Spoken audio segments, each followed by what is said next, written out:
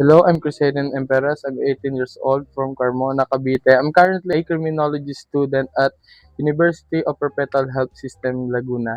I can speak Tagalog and slightly speak in English. My interests and hobbies are cooking, traveling, and driving.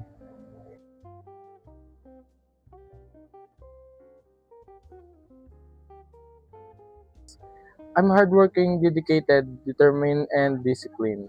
I have experience working in PTC Carmona when I was on vacation and needed to earn money. In the future, once I successfully complete my criminology course, I aim to apply for a position where I can serve the community and uphold the law with integrity. I want to become a part of team that promotes safety, peace, and justice. I'm a confident working both independently as a part of a team, and I'm always willing to learn new things. Once again, I'm Crusaden Emperas and feel free to connect with me.